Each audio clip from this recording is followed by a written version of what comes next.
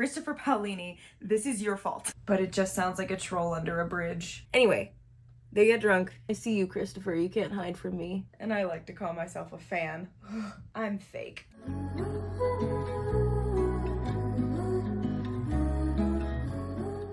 Hi, welcome back to my channel.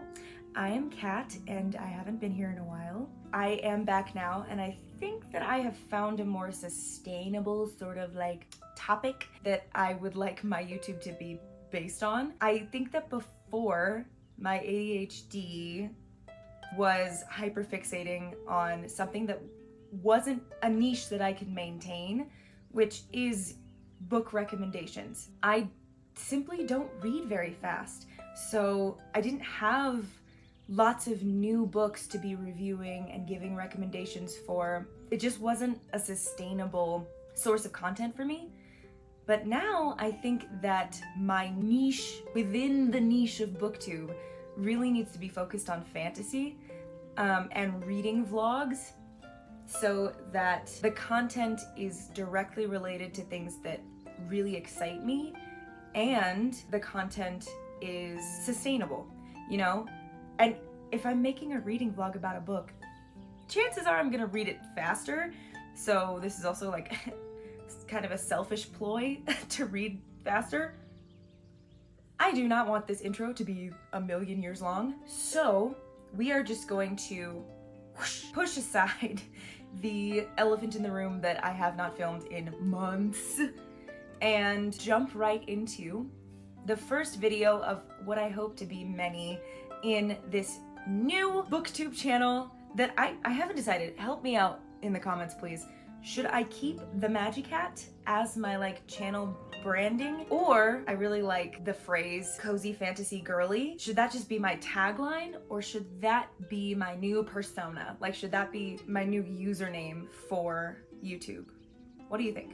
Let me know. Anyway, that's what we are going to be delving into, is more of a cozy fantasy vibe. So let's talk about what this video is actually about, shall we? Imagine me roaming the library shelves in my elementary school and happening upon a book with a dragon on the cover. What could it be but Eragon? Eragon is the series that literally started my reading obsession. This is who we have to blame. Christopher Paolini, this is your fault. I loved this book, I loved this series, and this video is in part preparation for the next installment of the Inheritance, saga, Inheritance series. It's from Murtaugh's perspective. Oh my gosh, I cannot wait. It comes out in November. But the last time that I read these books was in 3rd grade. I don't remember a lot of it. I just remember loving it. So I need to back it up, reread these. I'm gonna take you along for the ride because I think it will be really interesting to see if my opinions differ from my 30-year-old self. These are technically YA, which is not necessarily something that I so much like anymore. So we'll see how this holds up for my personal taste now. I mean, it's epic high fantasy as far as I can remember, and there are dragons in it, and they're kind of my favorite kind of dragons. They're magnificent, powerful, and they are ridden by dragon riders. I love that, but they are also not like just these vicious creatures that are monsters. They are sentient beings that you can communicate with. They have their own opinions and intellects. That's the kind of dragon that I love. The like ancient, intelligent species. Oh, so we're gonna dive into the world of Allegasia. I'm so excited. Just holding this book makes me, like, it gives me serotonin. I could have started it last night, but I was like, you know what? I'm gonna wait till I film the intro and then I'm gonna start reading. I'm just gonna dive in, and then when I have an update, I will get back on camera. So see you at the next update.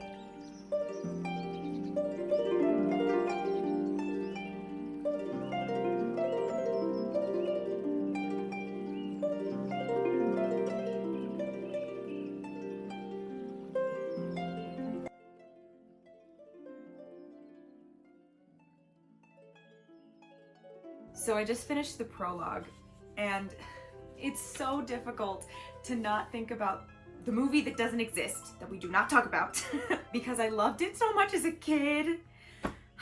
But I'm also really excited to be revisiting this story before the new Disney Plus Eragon comes out, especially because maybe I can sponge that original movie from my brain and replace it with something new. It better be good. I swear if it's not, I'm gonna cry. And you know what? To its credit, the original movie that doesn't exist, that we don't talk about, it did have Jeremy Irons in it, so like, credit where it's due, and some other really great actors. However, we still don't talk about it. I'm already feeling so much nostalgia just wash over me. I didn't listen to the audiobook as a kid because I didn't know that it existed, and I also didn't know I had ADHD and needed to have the audiobook playing while I'm reading. There is like a novelty to this experience for sure, but truly I'm so excited. I've already started tabbing. I think I'm not exactly sure what my annotation tabs are going to be for this book. I know that I want nostalgia and like world building because those seem really obvious, and I always do world building for fantasy anyway. But I'm gonna allow the other categories of tabbing to sort of reveal themselves to me as we go on. I'm having such a good time. I'm having such a good time.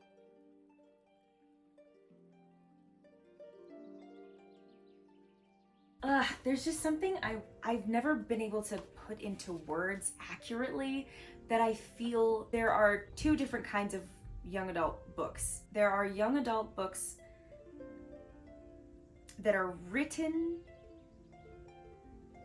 to be in the genre of young adult books. And then there are books that simply have young adult characters but are written with the sophistication of an adult book. Does that make sense? Like The Book Thief. It's found in the young adult section, but I wouldn't necessarily call it a young adult book just because the main character in it is a young person.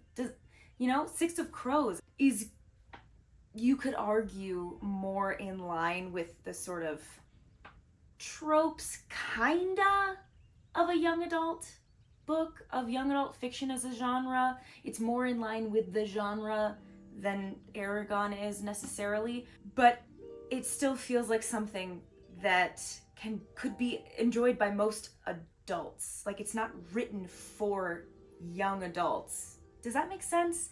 I've always felt like Eragon is such an accessible story for anybody. Wizard of Earthsea is another really great example of that, where it doesn't feel like fantasy written for young people. It just feels like epic fantasy. Also, Christopher, your influences are showing. Far in the distance, it flowed past the village of Theransford and the lonely mountain Utgard. Come on, you already named your main character and the first book Eragon. You outing yourself, buddy. I've never been mad that he has such obvious influences from Middle-earth. Like, that's never bothered me because I was an Eragon fan first. But, it's just so obvious. It still doesn't bother me though, now that I am a huge Middle-earth Lord of the Rings fan. I'm having such a good time, especially because the sophistication of this writing. I can't remember how old he was when he wrote this, but Christopher Paolini truly has beautiful prose. Beautiful prose. Like, I just underlined at the beginning of this second chapter, the first sentence. The sun rose the next morning with a glorious conflagration of pink and yellow. And then there's little things like, he slid to a stop and loosed an arrow at the bounding doe. It missed by a finger's breadth and hissed into darkness. Like, he knows how to put you in the scene. I can hear that. I can see that. Okay. I'll see you in a bit. I need to stop pausing so often because I will never get through this book at this pace. All right. Goodbye.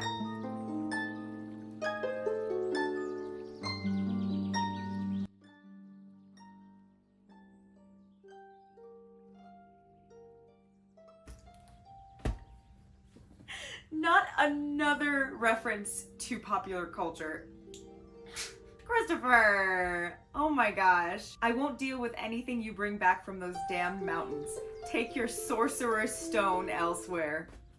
I'm still not mad about it. The pearlescent moon peeked over the mountains, bathing the land in a ghostly reflection of daylight. Everything looked bleached and flat. It speaks for itself. This next chapter is called Dragon Tales.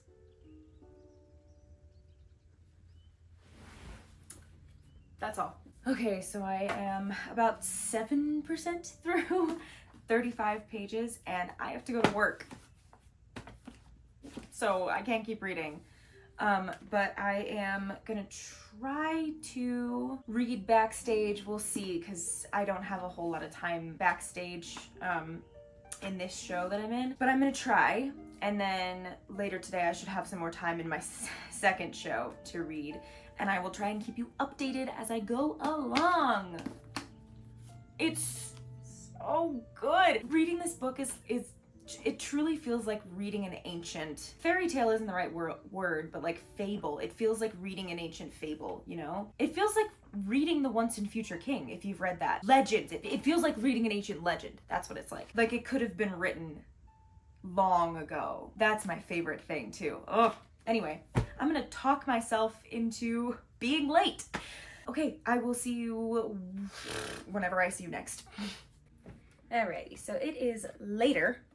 After my show, it was raining, so of course my hair is wet because I didn't bring an umbrella. I had no idea it was supposed to rain. In fact, it's very sunny now, so I don't know. Utah. Anyway, I didn't get any reading done at work. I mean, I didn't expect to because I am on stage for a lot of that show, but I have about an hour before I need to eat din-dans, and I want to spend that time reading. I'm having a real good time thus far. I will check back in when I have another update, which I'm sure won't be long from now. I'm sure I'll have lots to say.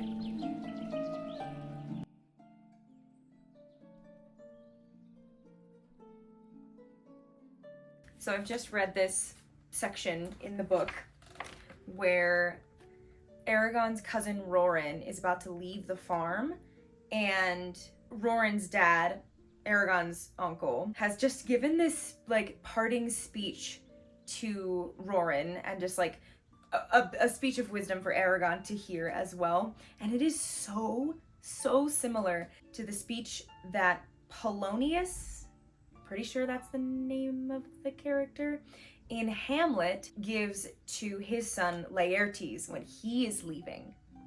It's just so funny how similar it is. It's that speech with the very famous line that's something like, neither a lender nor a borrower be, or maybe it's neither a borrower nor a lender be.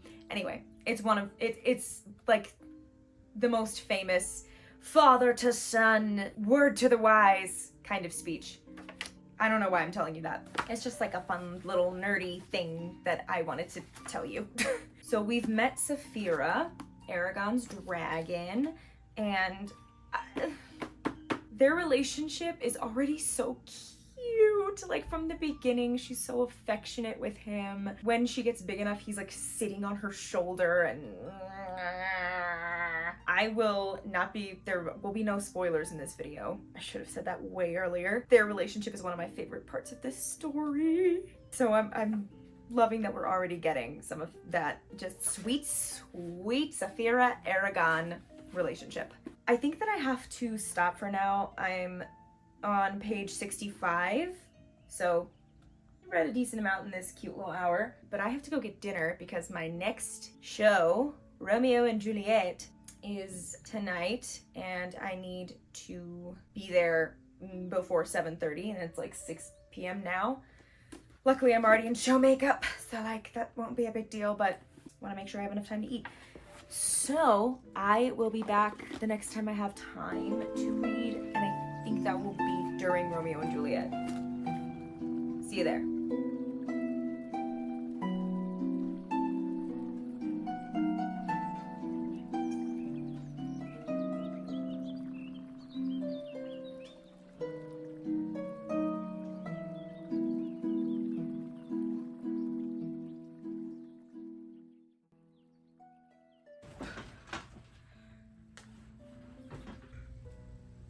just got home and 2 show days. I only have 1 2-show day a week, and it's Wednesdays. It's the middle of the week, so it's a draining day.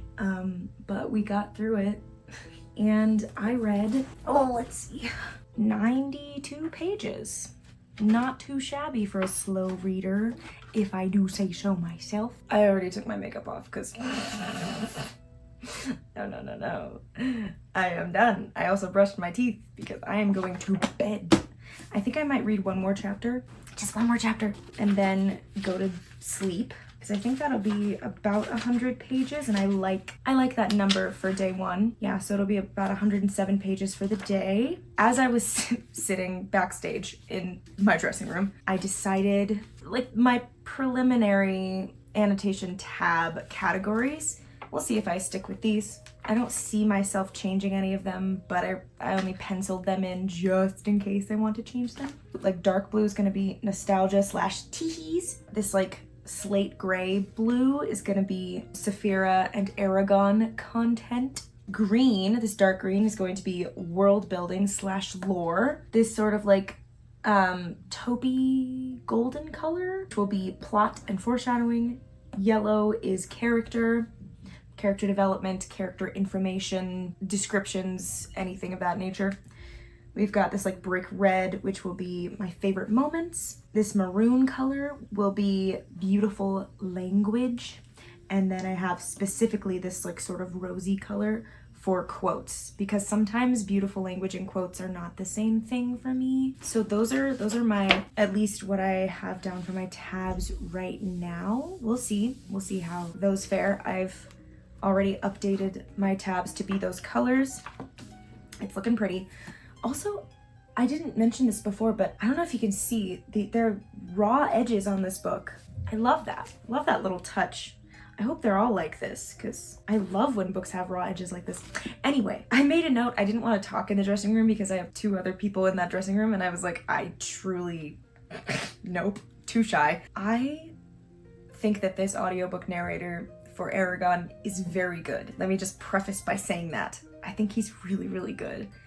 However, I can't stand how he does Saphira's voice. I don't know if he started out and then didn't want to go back and change it, but oh my gosh, it's like this deep, gravelly, troll sounding voice. It's guttural, it's hard to listen to, that I can't stop comparing it to the movie. The movie that doesn't exist, that we don't talk about. But Saphira's voice was actually pretty good in that movie. She's not old enough to sustain a flame. Lucky for you. So that's the one thing. I hate listening to any of what Saphira says. It's fine. I'm good. It's gonna be fine. But it does bother me because I love Saphira. And, you know, their relationship is very important to me. So them talking to each other is also like something that's really important. It's fine. It just sounds so evil. I can't get over it. It sounds so evil. Instead of like, I think what he wanted was for it to be like this dignified, magnificent, awesome creature, monster sort of sound. But it just sounds like a troll under a bridge. Honestly, as an actor, I'm worried about him being able to sustain that voice throughout the audiobook, because he's gonna throw out his voice at some point. So I think this book has like 500 pages. She long. Yeah, so we're like almost 1/5 of the way through, which is pretty cool. If I keep up this pace, I could finish it in 5 days, which would be great, because it's mid-October right now. It's October 16th. Spoopy season is just around the corner. And my spoopy TBR, that's my priority. It takes precedence over everything else. So I really would love to get this series done as fast as possible, especially because we have to finish it before November no matter what anyway. So yeah, okay, this has been a very long update for the fact that it is 11:38 p.m. way past my bedtime. I'm gonna read this last chapter and go to bed. I don't think I'll update you again until tomorrow, because I think I'll just read until I fall asleep, and I'll write anything down that I want to mention tomorrow. Cool. Good night. Okay, so it's the afternoon of day 2, and I have been running around doing work stuff all morning, and I haven't eaten yet. So I'm gonna head over to a coffee shop, take my book, get some nom-noms, and read. I'm so hungry.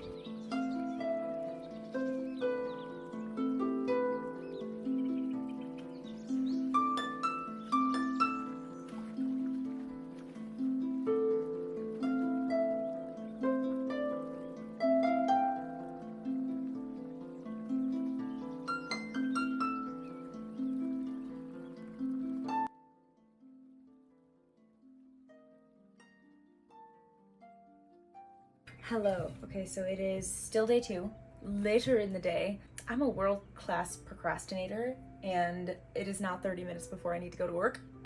So I have to give you a quick update whilst I'm eating dinner. And I literally procrastinated so hard that all I could think of to make for dinner was air-fried broccoli and garlic naan that I threw in the toaster. So we're doing well today.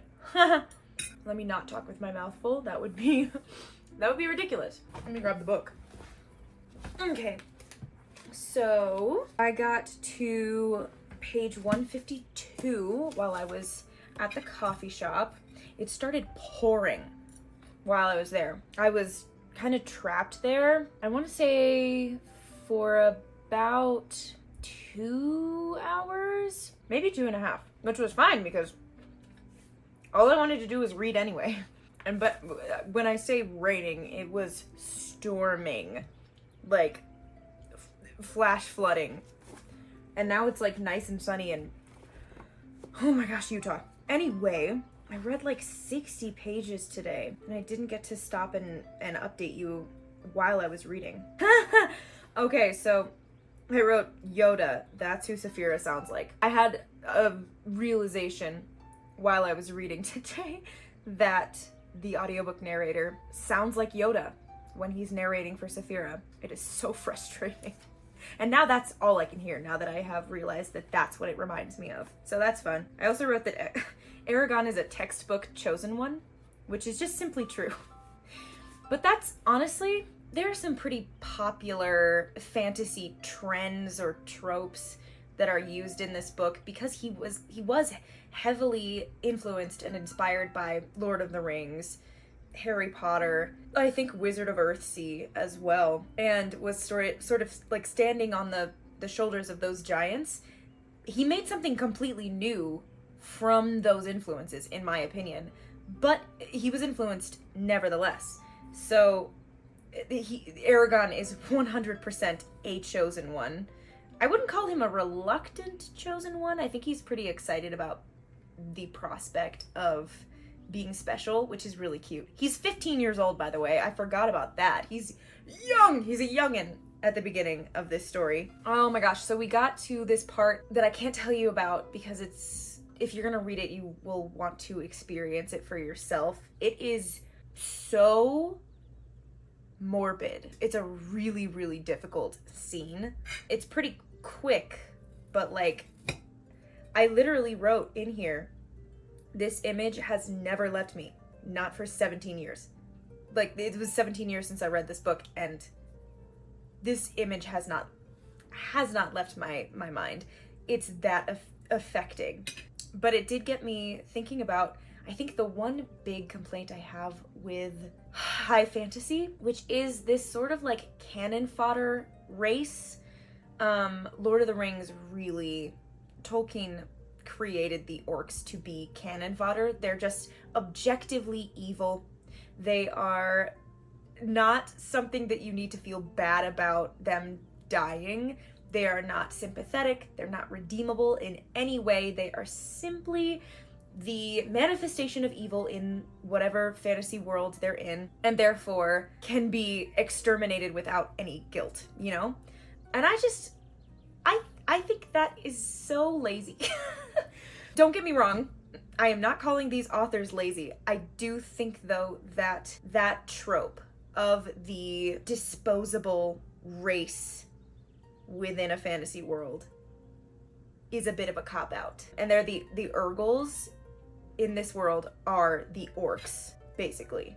I don't remember there being any, like, we don't meet a redeemable Urgle. There's no nuance to it. It's so uninteresting, but I will still read it. I will still eat it up. We've gotten some magic happening now, which is really exciting. You can see I am tabbing relentlessly. Oh, I also wrote that, oh, here it is. I really appreciate that Paulini allows Eragon to grieve without limitations and the repression of machismo. It's so refreshing that we get to see Eragon, especially because he's just a 15-year-old boy. When bad stuff happens to him, there isn't any like, I stopped myself from crying and moved on. You know, there's none of that, which I really appreciate. I think that's all the update I have.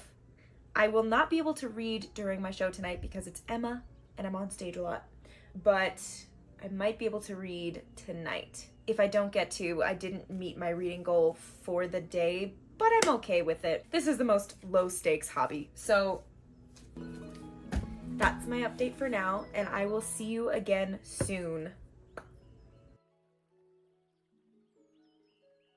Well, hello. It is day 3 of this reading vlog. It's 3 p.m. because I've been working all morning, which was good. I love my job. I didn't read anything more yesterday after I left you, so I am still on page 152. Yeah, it's been a busy morning and I'm excited to slow down and catch up with Eragon and Brom in Daret is where we are now, which is, but it's right there. So we started in Carvajal up here.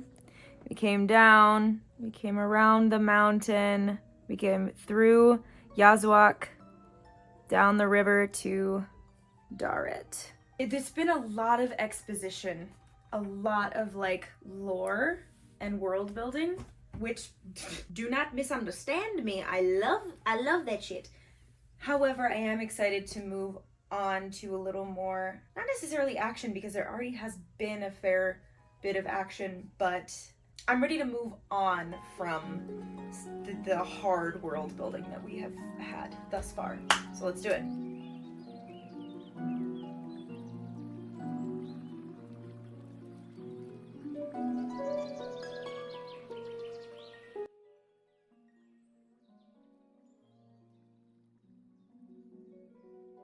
Well, Christopher Paolini is not immune to the apparent need for all young heroes to be corded with lean muscle. His arms became corded, and his tanned skin rippled with lean muscles. Everything about me is turning hard, he thought dryly. This is a 15-year-old boy. Oh, jeez. I left my water bottle at the theater, so I'll be back.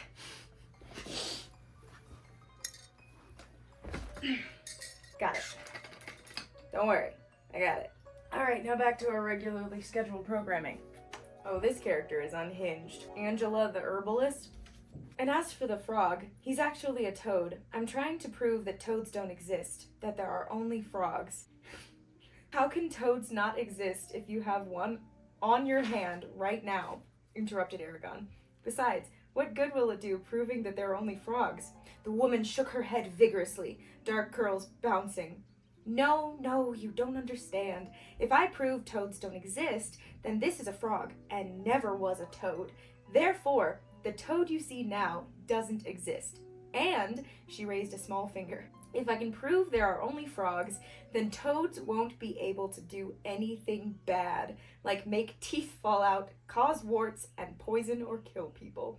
Also, witches won't be able to use any of their evil spells because, of course, there won't be any toads around. Oh man, I love that this book also includes the sort of like quirkiness of a fairy tale. That don't make no sense. Thank you, Angela.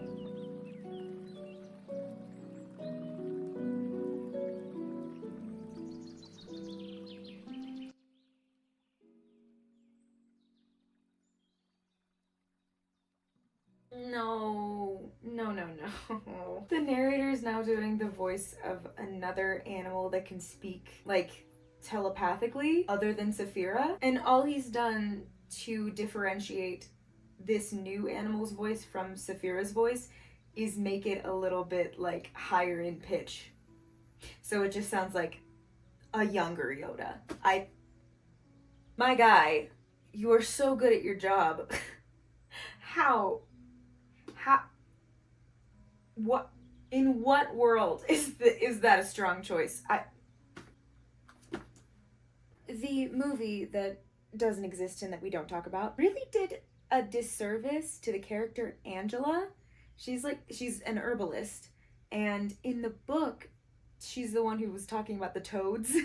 She's this quirky, sort of eccentric, witchy woman. And in the movie, they turned her into this, like, caricature of a fortune teller and just completely reduced her to the simplest form of stereotype they could find. So much more interesting in the book. And I know that's like a thing with movie adaptations, and I get it, you know, because you simply don't have the time to really flesh out all of the characters. They didn't have to change her so much, though. I like her a lot in the book. She's so funny!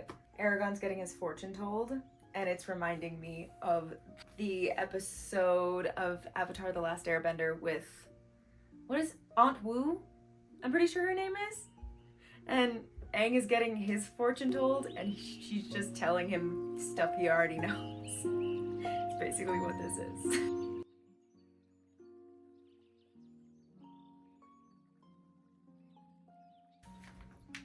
I just took a look at the table of contents just to see where I am, like, in the grand scheme of things.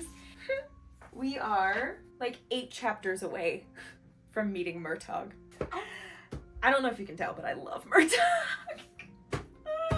That seems like a lot of chapters, but the chapters in this book are actually really short for the most part, which I so appreciate.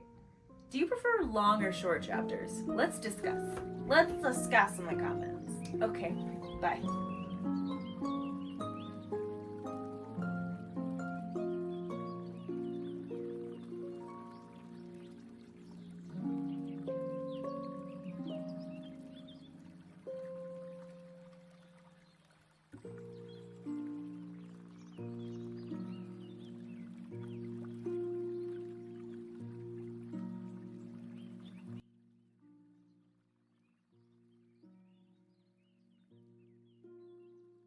Good morning, Vietnam. So it's day 4? Yeah. I did not hit my reading goal for yesterday. I got to page 269, but I'm not mad about it. I'm gonna have a little bit of time to read today. Oh, it's almost Sunday. I have to update you while I'm getting ready, putting my makeup on, because it's 10:30 a.m. right now, and I have stuff from 11:40 a.m. to 4:30 p.m. Yeah, I'm gonna go get food at the cafe across the street after I do my makeup. There's also a farmer's market that's really cute, but I simply don't have time. If I had gotten up earlier, I could have, but last night I had friends to see after Romeo and Juliet, so I was up till 2 a.m. I need a Sunday. So I got to 269. We have now met Murtagh. And guess what? Guess what? The narrator of this audiobook has definitely scored points back in my book because he's narrating Murtagh as Scottish. It is very, very sexy. I also am really appreciating Eragon's character development and like personal growth. He's still having his like old adolescent impulses. He wants revenge for something, but now when he has one of those really rash impulses to just like run into a situation without thinking it through, he has gained the wisdom to stop and say, wait a second, if I do this, these are the likely consequences.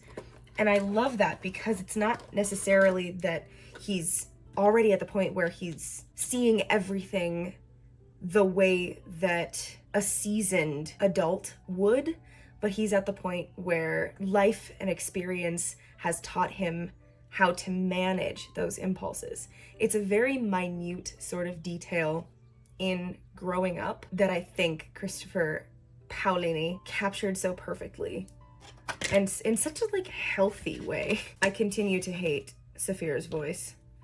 I'm trying to figure out a way to like skip over the narrator narrating Saphira's voice, because it is absolutely horrendous. It makes everything that she says harsher and feel like it has less love in it. I just don't understand the choice that actor made, and it makes me angrier every time I hear it. I'm like, why does this magnificent creature sound like Yoda? But other than that, this narrator is very good. I should play a sound bite of him narrating Saphira's voice for you at some point. I need others to share my pain. I need shared trauma. Thank you. Good night. I would love to get to page 400 today, regardless of where I left off yesterday, especially knowing that it is actually possible. If I hadn't had to stop reading for certain events that happened yesterday, it would have been easy peasy to get to 300 yesterday. But our Romeo, yesterday was his last show. Our original Romeo, we have somebody that will be going on for him for the rest of the run. I didn't foresee that I was gonna be watching his scenes on the monitor backstage. I was like, you know, that should be my priority, because I'm never gonna be able to see his Romeo again. And it was so good. It was so good.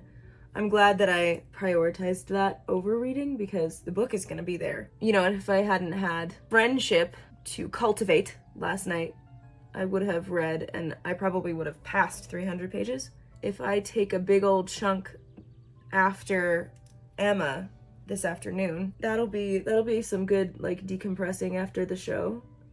And I do think that I am capable of getting to page 400 today. And then I will be back on track, since it's day 4 and I wanted to do 100 pages a day. The issue is I am reading this book faster than I anticipated, and I don't have the next book, Eldest, in my possession yet. So that's going to be interesting. I might have to do a different book in between. I mean, that was going to be a separate video regardless, but I know I'm going to be itching to get my hands on Eldest as soon as I finish. But it's okay. We're going with the flow. Was there anything else I wanted to say to you? There's a bit where Brahm and Eragon get drunk together. And yes, Eragon is 15 and Brahm is an old man, but I don't think it's inappropriate. It's a fantasy world. Anyway, they get drunk, and then the next morning Saphira is making fun of both of them, and it's so funny. Eragon wakes up and he's sitting up, and Saphira immediately in his mind is like, how you doing? You good, buddy? Oh, and then Brahm gets out of bed and Eragon's like, where are you going? And Brahm says, to recover. Sneaky humor, very sneaky. I see you, Christopher, you can't hide from me. Okay, 10-minute makeup. All right, I'm gonna go to the cafe and I'm gonna take Eragon because I want to. Sometimes you just gotta do things you wanna do. Oh, now I have to leave my house.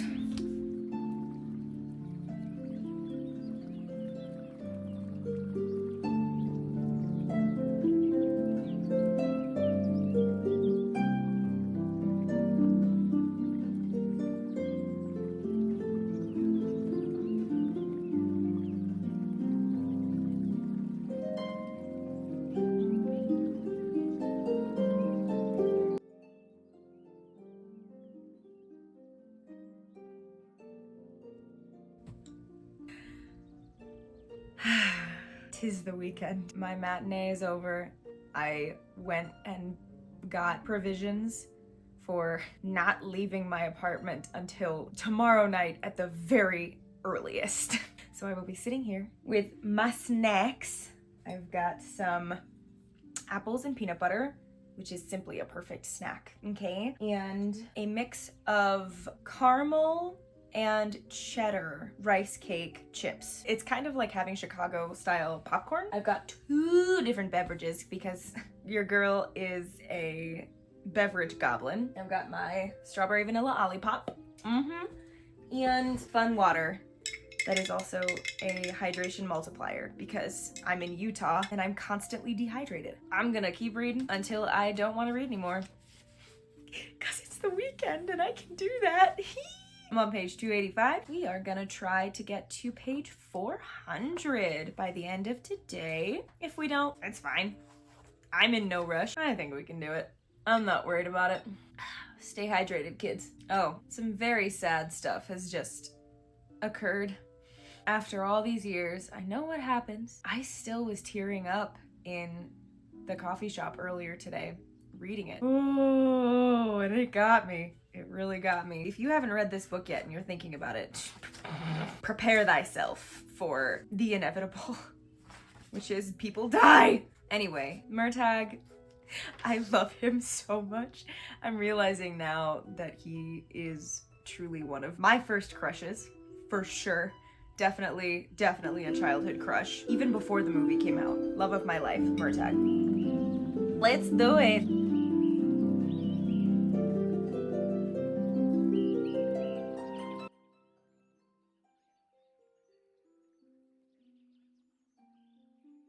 Eragon is 16 now. No longer a baby. No, he's still a child. I truly forgot how young he is in this book. It's wild. But he's 16 now.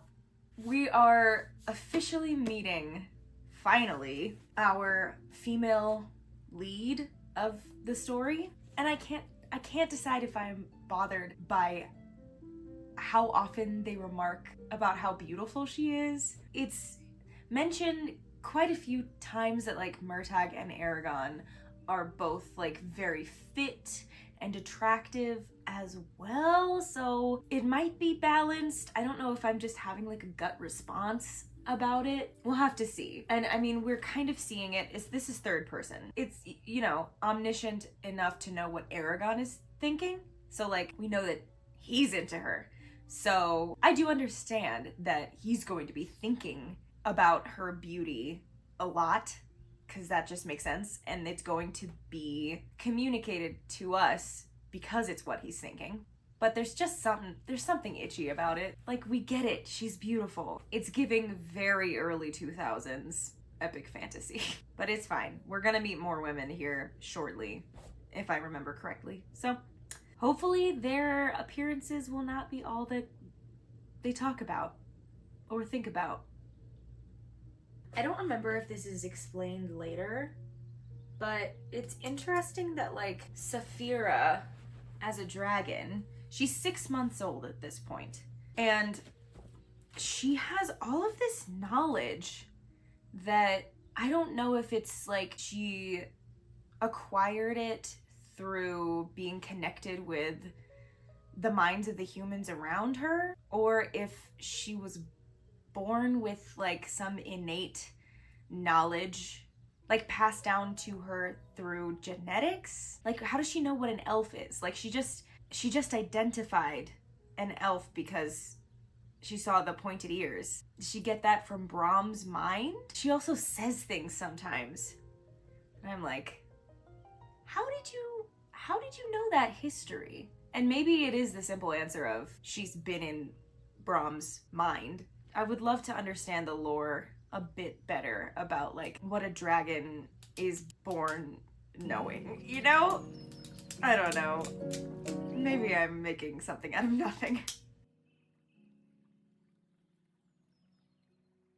Eragon is currently healing this female character that we've just met that I was talking about.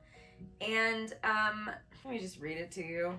Although he tried to preserve her modesty, he could not help but notice that underneath the disfiguring marks, her body was exceptionally beautiful. Why does that make me feel so icky? I don't know, there's just something about it that I'm like, can we just stop talking about her appearance? I'm over it. Okay, so I am currently on page 322, not too shabby, and I'm about to make dinner. but I just wanted to play for you a bit of how Saphira sounds in the audiobook. Eragon, she said, looking him squarely in the face. I've no more control over my abilities than a spider does. That's terrible, right? That's not just me. Like, that's terrible. Okay, so I am going to make din-dins now. And then I'll come back and keep chipping away.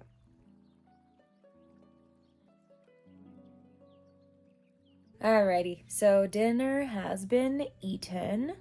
It is now 8:25 p.m. and I have about 76 pages left to reach my goal tonight. I have nothing else going on tonight, by choice. And I'm just gonna get back to it.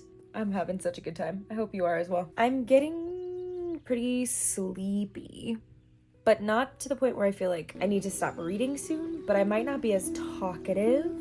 We'll see. We'll see.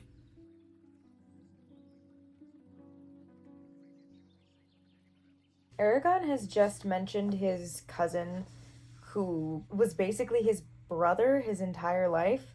He just mentioned him for the first time in like 200 pages. I don't know, I feel like I'd be thinking about my sibling all the time. Conceivably, all of these amazing and terrible, magnificent things that Eragon has survived and accomplished. These many months that we have been on this adventure, and right now is the first time that we're hearing him think about his brother and how much he wants to tell him about it. And the thing is, that is so nitpicky. It's such a small thing to be complaining about, but that's because the book is so good that I can be really, really specific with my critiques.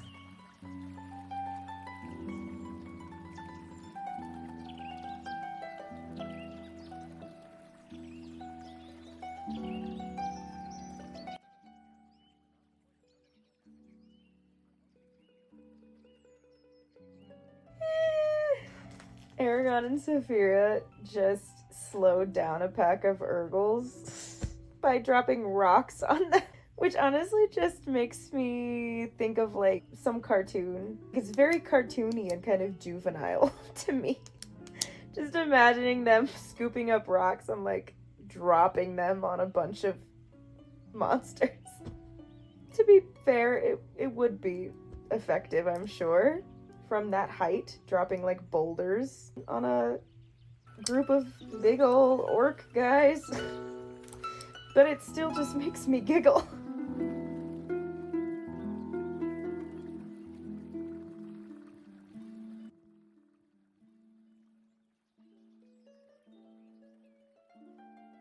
Saphira calls Eragon little one. That's all. I just needed you to know that. Good morning and happy Sunday. Oh, big sigh, big sigh. We have 100 pages left. I'm excited to finish reading it today. I ordered Eldest on Pango Books, and it should get here sometime this week, maybe. We'll see. If not, I actually think I might go back through Eragon for a video that I want to make. I want to make like a recap, plot walkthrough of all of the inheritance cycle, book by book, so that folks who don't want to reread don't have to, and they'll know what is going on in Murtagh. I've never done a video like that, so we'll see if I'm cut out for it. It's a nice rainy day. I mean, I don't think it's nice, but I know that other people like rain, so for somebody out there, it's a nice rainy day. But I don't have to leave my apartment if I don't want to, and I don't want to. So we're just gonna kick back, get cozy, and finish this book. Oh no. Again, I don't think this is intentionally itchy, but Ajihad, who we're just meeting, is a character who is canonically black, and he is described as such. His skin gleamed the color of oiled ebony. Sometimes this book shows its age. I have peace with it, you know? I can remember that this was 2002 and just go, yeah. But it is a little itchy. It's interesting that authors of epic fantasy, especially from this time period, or fantasy in general, pretty much, they only need to specify who is a person of color. Sometimes they still don't even do that. Sometimes it's very coded. Because we're going to assume, because of societal norms and systemic racism, that unless you tell me that that character is a person of color, I'm going to assume that they're white. It's a conversation to be had, for sure.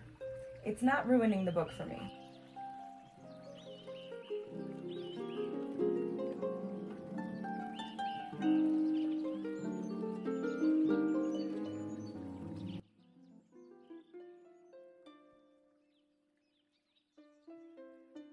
We have an amazing map in this book. I'm so grateful for it. Like, I love this map. Additionally, though, it would have been nice to have a map of this particular city we are now in, because it's in a mountain, and it would be nice to be able to better visualize where everything is. Just have a secondary map that is the inside of this mountain city, because it's huge and difficult to picture. I wonder if anybody's created that. I mean, this book has been around for 21 years. Oh my gosh, that's insane.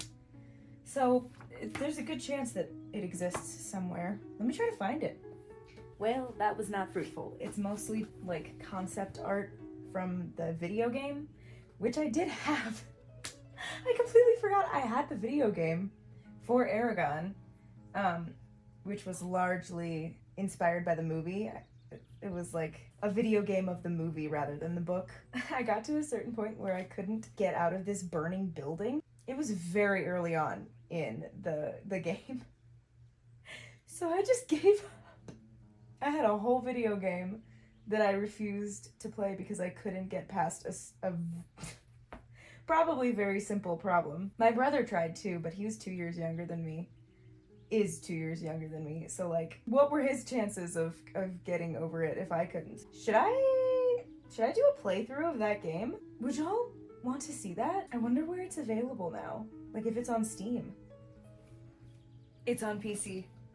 It's on PC. I could download it right now. Let me know if that's something you want to see. I definitely have the capability to do it. New location because I want it to be even cozier. Because it's Sunday. Sundays are for the cozies. I'm on page 420.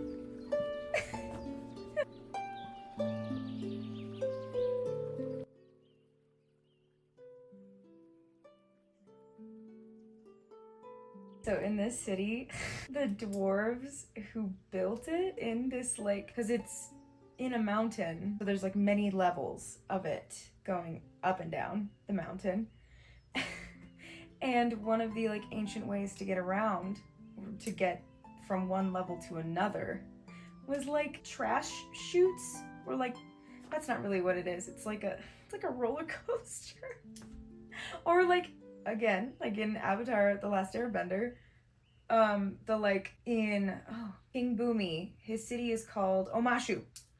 In Omashu, the delivery chutes, you know what I mean, these things. It's like that. And a dwarf just told Eragon not to try it because he's not small enough to fit in there. I don't remember if he does try it, but now I really want him to. It's just so silly. It's just silly.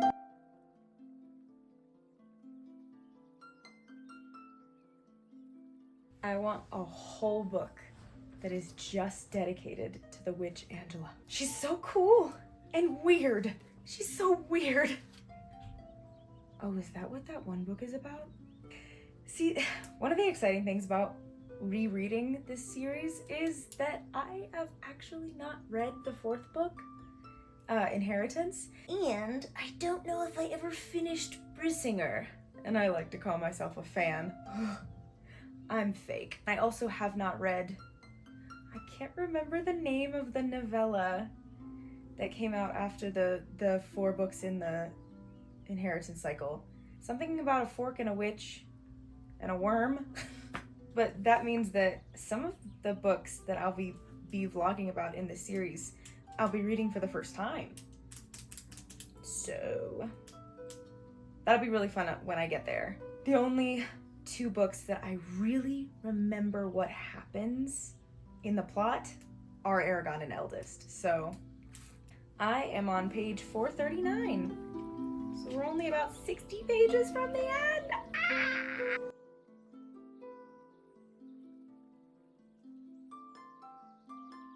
This next chapter is called Hall of the Mountain King, and all I can think of is King under the mountain, Thorin Oakenshield.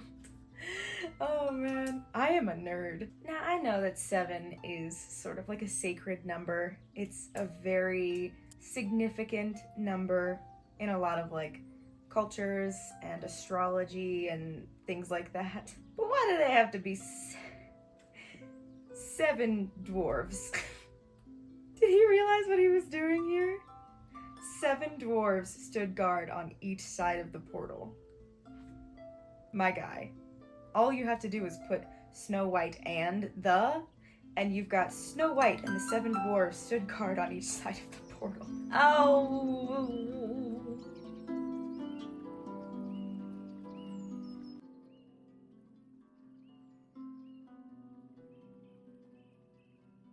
Our boy Eragon has officially used the water slides.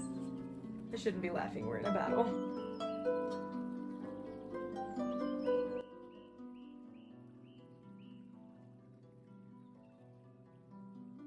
Alrighty, let's do a quick little wrap up, shall we? Now that I have finished Eragon. Oh, I had such a darn good time. A diggity darn good time. I don't know how I'm going to refer to these 2 categories, but essentially they're like pros and cons, strengths and critiques of the book. I'll start with the critiques first. I felt like the writing fell into the trap of putting too much emphasis on the physical appearance of the characters. I feel like that's such a trope of fantasy, is the men must be muscular but lean and corded with muscle, and that was like mentioned in moments that it really didn't need to be. Like, somebody is wounded, all I need to know is that they're wounded and how they're wounded, not about how hot they look being wounded. You know what I mean? The women have to be slender and graceful. Even if they are a warrior, they're still like very pure and angelic and otherworldly. And granted, one of the main women is an elf, but she also wasn't actually speaking to us until 4/5 of the way through the book. Actually, it's probably more like 90% of the way through the book is where we actually started to get to interact with her. So that's another thing. I would really, really appreciate more significant non-male characters. That would be nice. And some more specifically non-white characters, because we only got 2, and they did not appear to us until 80%. Actually, it might have been later than that for this as well. Later than 80% of the way through the book. I said before, the cannon fodder race, like orcs in Lord of the Rings, or, oh gosh, in Wheel of Time, the race that's like orcs in Wheel of Time. I cannot remember for the life of me what they're called. Those guys, the just completely objectively evil race of beings that you don't need to feel any type of way about slaying, because that's really what you're doing, is you're slaying them. They don't seem to really think for themselves. They are just evil. And I just think that that is something we should leave in the past. And I mean, this was 21 years ago. So like it is in the past for the most part, sorta. But a totally unsympathetic, irredeemable, antagonizing group of beings, it just isn't all that interesting to me. It really doesn't give us any stakes in whether or not they are defeated as a group of living beings. You know? I don't know. I just think it would be more interesting if we had more of their perspective. An interesting villain, in my opinion, is a villain that you understand why they are the way that they are. You know what I'm saying? Why are the Urgles so angry? I don't actually think we might. I say that like I've actually read all of the series. I have not. I hope that at some point we get a more of an understanding of why they are the way that they are. I think the only other thing I had was that the audiobook narrator made really weird choices. And that has nothing to do with the writing. I will 100% acknowledge that. It has nothing to do with the book itself, but it does affect the experience of the book. For Saphira's voice, it was completely incongruous with the character of Saphira. It was so strange. And then sometimes his dialogue felt a little robotic, which, you know, it just didn't sound like how people actually talk. His narration of the descriptions and all of the book that wasn't speaking, I really, really liked. It was very, very bard-like, very storyteller feels, but I did not always enjoy listening to him speak as the characters. Again, that cannot go into consideration for rating this book because it has nothing to do with the book itself. But I wanted to mention it anyway. Also, sometimes it was just too obvious that Christopher Paolini was influenced by other epic fantasy, specifically Lord of the Rings. And it doesn't bother me, I just think that it could have been a little more tactfully done. I felt like he wanted us to think of Lord of the Rings and like connect his story to Lord of the Rings in the moment, like intentionally. It was very strange. I was like, my guy, you have a wonderful world you've created. Of course you're influenced by Lord of the Rings. It influenced and is still influencing so much media that came after it, but you don't have to shout at us about it. Oh, one other thing, and I don't know if this is really a critique or just an observation, but we spent a lot of time towards the end of the book sort of like meeting new people and understanding the politics of this new city that we just arrived at. And so the plot sort of did this like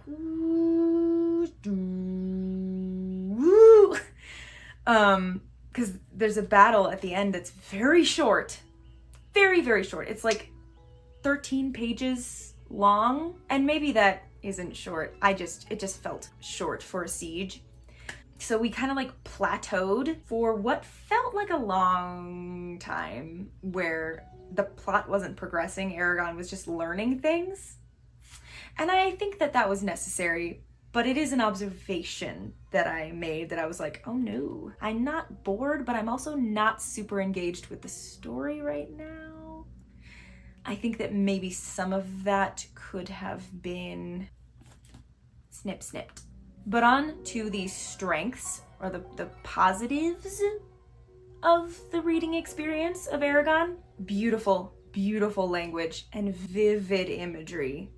I so enjoyed being able to truly picture where we were at most times. Specifically, the place where we end the book, I was like, oh, I have no idea how to picture this. It was just very complicated, but it didn't truly bother me. Like I said, I just wish there was a map of that city to help me out a bit, but I have so many tabs marking where I just felt that the language was gorgeous. The world The creatures and the races still felt so unique and creative and imaginative, despite what I said earlier about the influences on the book being so clear, which is why it doesn't bother me as much as one might expect.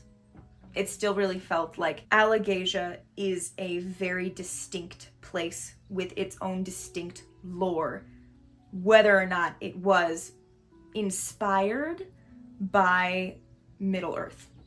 And I think that's a really difficult thing to do, so kudos to you, Christopher.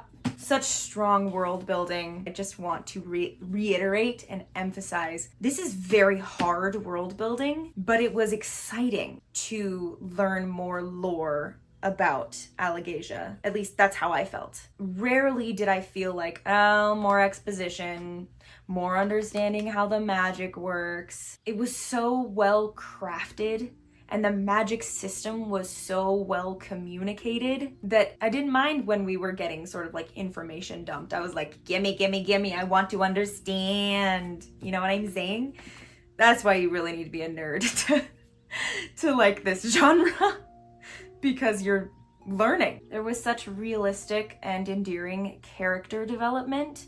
Specifically with Eragon, we sort of watch him grow over a year of time, I believe, into a young man who, like I said earlier in the video, still has some childlike and rash impulses, but he gains the wisdom and the tools and the language to be able to say to himself, no, that's stupid. I'm gonna stop and rethink that. He is able to acknowledge when he's made mistakes. He's a very, very endearing main character who is very flawed, and he's definitely textbook chosen one. He's like, why me? What makes me so special? I don't understand. But at no point are you, or at least from my perspective and my own experience reading it, at no point was I like, oh, you're whining. He's not one of those chosen ones who's like, I can't do it. I never wanted this, which is another really interesting type of chosen one. Bad things happened to him and he acknowledged them and was able to express those emotions and that grief that he felt, which is another thing I really appreciated, without feeling the pressure of, I'm a man, I need to hold it in. Love watching Eragon grow into this fully rounded, still very flawed, but wise and healthy person that he is becoming. And along with that, the relationships are so strong and so engaging. I felt a very deep connection with a lot of the other characters in the book in relationship to Eragon and his experience of them, if that makes sense. I was almost brought to tears at one point, and I think the relationships will only get more and more deeply woven together. In fact, I actually know that they do. Also, this book has Murtagh in it, so like, a win is a win. Okay, I think I discussed all of the positives and negatives that I wanted to. So let's move on to my rating. I don't do star ratings. It's just not really my style. But I recently discovered the CAWPILE system created by this lovely human. We're gonna go through the categories of the CAWPILE system to figure out our final rating out of 10, which I like a lot more because it leaves room for nuance and you're able to be more specific in how you're rating a book. Characters, I gave a 9. Atmosphere and setting, I gave an 8. Honestly, because of the last city, I just needed a map to help me out. Writing style, I gave a 9. Purple prose. Plot, I gave a 7 because of that plateau in which nothing really progressed for a while. That's really subjective though. I mean, all of this is subjective, but I'm just going off of the way that it made me feel. Intrigue, 9. Well, now that I'm saying this, I am heavily biased and it's difficult to actually rate the intrigue because I've already read this. So I knew what was going to happen. So there's that little disclaimer, my gut feeling is to rate intrigue as a 9. Logic and relationships, I also gave a 9. And then enjoyment, a 10. How many times in this video did I say I'm having a good time? I'm just having a great time. So many. So that brings us to a total of 61 points, and divided by 7 because CAWPILE, there's 7 categories. We get 8.7 out of 10. Technically, that gives us a 4-star rating. But again, I don't really care about stars. 8.7 out of 10 feels pretty accurate. Conclusion and final thoughts. 3rd grade me knew what she was doing, okay? I will take book recommendations from 3rd grade me any day, any day. I enjoyed this immensely as a 26-year-old, probably as much as when I was 9, which is so cool.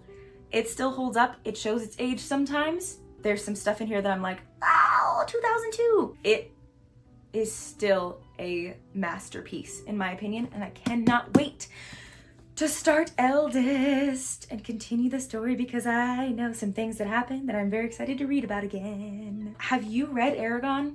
Are you going to? Has this video piqued your interest in any way? I would love to hear your thoughts about this book and this series. Please sound off in the comments about if you've seen the movie that we don't speak about because it doesn't exist. The new Disney Plus show that is in production. Well, I mean, everybody's on strike, so it's probably not in production yet, but will be at some point. Are you excited for Murtagh coming out in November? I sure am, obviously. Let me know.